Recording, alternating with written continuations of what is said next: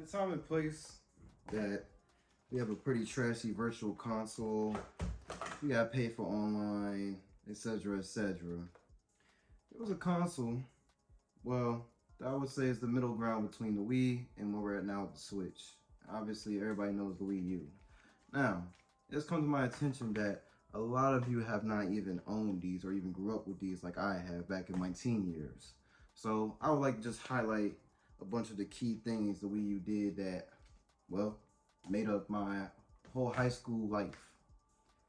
Let's get to it. Now, obviously the reason I say it's pretty much the middle ground between the Wii and the Switch is because, well, it's this thing right here. Before y'all even were able to carry y'all Switches all over the place, no matter what it was, because, well, the Switch is the actual console instead of a controller, it wasn't that fortunate for us. Literally, y'all should see where the main station for the Wii U is at right now. And let me explain the concept. So this is the controller, and behind this camera is the main console, which I'll show soon. But basically, as y'all saw, if I get too far from the main console, this thing's not gonna work. Unlike, like I said, a lot of y'all Switch owners these days, stuff was just not that luxurious back then.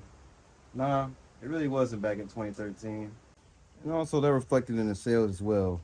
This was probably one of the worst selling Nintendo consoles ever. If I'm correct, it was somewhere in the 13 millions, if I'm correct. Where, nowadays Switch, I believe Switch sales are over 100 mil, if I'm correct. These are just loose, estimations. But obviously the Switch is way more successful than the Wii U. So not only did it reflect in the sales, but also you had a pretty mediocre console. Y'all already know every cycle Nintendo never has the most powerful console, unlike the fellow Xbox One or the PS4 at the time. So it was rough. It was very rough. But within that, really shook things up, and what I would say is the opposite of what Nintendo is today. Because of the poor sales, we got some of the best Nintendo titles of all time, all on this, in this neat package.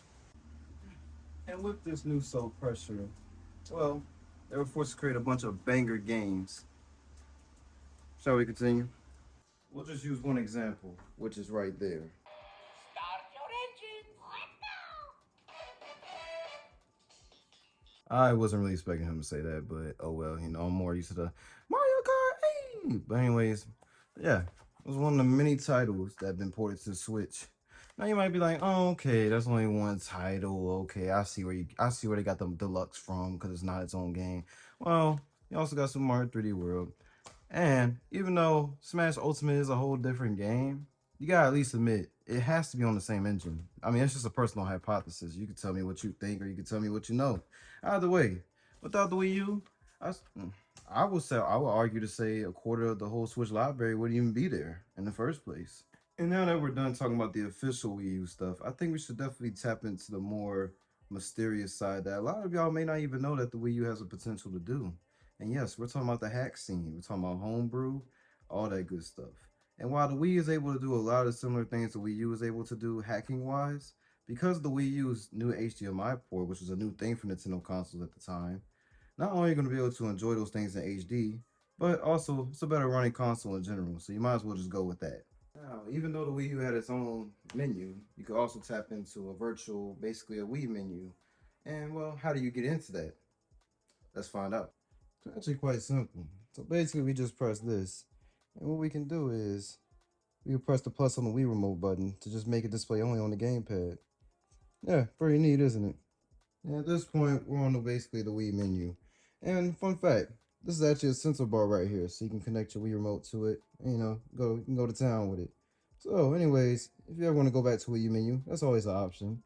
But basically, we're here to talk about this, and excuse the Wii remote acting like a Wii remote, the homebrew channel, because, well, you have to. I mean, the homebrew scene in Nintendo consoles in general continue to live on and live on for generations. And I think that's what makes this so goated. So let's demonstrate some of the things that it can do. Basically, you have the ability to add customized Wii channels or even have whole emulators, in which in my case, I like the emulators the most. My example is Nintendo emulator, which is a Gamecube emulator. It's definitely one of the goats for sure. And hopefully this thing don't act crazy. Alright, cool. So yeah, as we get into it, basically this little menu, you know what I'm saying? If I'm correct, I should have a game on the SD card, maybe. I don't know. It's been a while since I've been on this, to tell y'all the truth. And with this menu, you know, SD. Okay, I see. So we got the Zelda Ocarina of Time multi-pack and we got Pikmin. Well, Pikmin doesn't get enough love in Ocarina of Time. Everybody already been on his dub, so let's go to Pikmin. Yeah, it'll really be the whole game of Pikmin, right, on your Wii U. And if you're into the portable scene, I mean, I guess that'd be pretty cool. But it's not like you can use the buttons or anything on this. So it is what it is. And let's see. I can't really do anything because, well, the remote can't do nothing. Basically, got to get my Wii remote, which, by the way, shout out to the main Flash GameCube adapters for the Wii U. Even though it says Wii U, they actually work for the Switch too. So this is how I'm able to play with my game controller on the Switch. It's a very great thing. And yeah, game controller, best controller ever made. Do not, no argument. It's not up for discussion. I don't know what to tell you. And now, not only do you have, well, literally, sorry for the glare.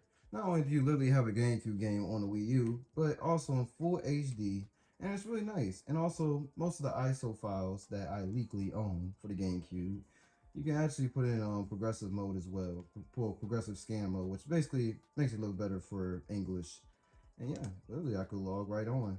And yeah, I'm playing Pikmin on the Wii U, and this is just one of the most. This is, like I told y'all, this is my favorite of the features of the homebrew, but you could do so much more with it.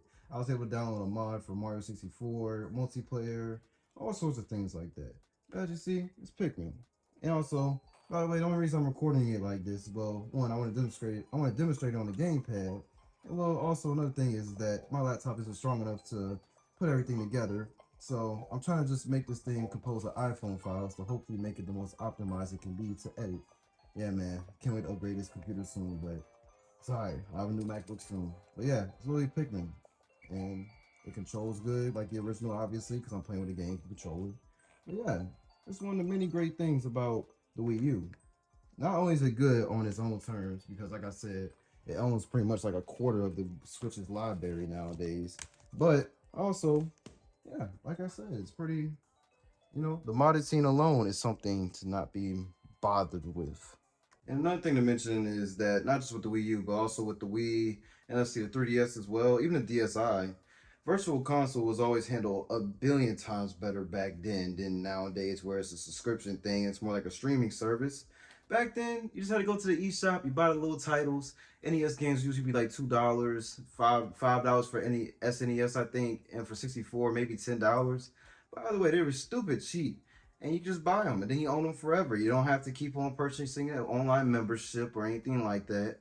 It was just easy. And you know why I do enjoy the convenience of the Switch's Virtual Console? I just think it pales in comparison to what we had before. And with that, I think we should take a moment to appreciate the Wii U as well.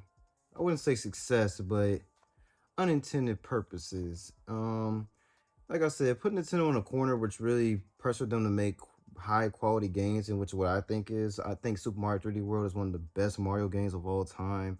Mario Kart 8 is obviously the pinnacle of Mario Kart. And well, even though Breath of the Wild is seen as a Switch title, it was originally a Wii U title actually. And it was the one that I actually played Breath of the Wild on the Wii U. And because it was on the Switch, a lot of the Wii U exclusive features weren't even on the game. But I would say nonetheless, it was still a great game. And also, you can thank the Wii U for introducing the idea of a Pro controller. Just, hey, I would just say, you know, the Wii U, like I told y'all, it's the middle, it was in between the Wii and the Switch. Yeah, but nonetheless, you know, there's something new I'm trying. Nothing crazy. You know, like and subscribe, BlueDede channel, and on my blog. And I spin it.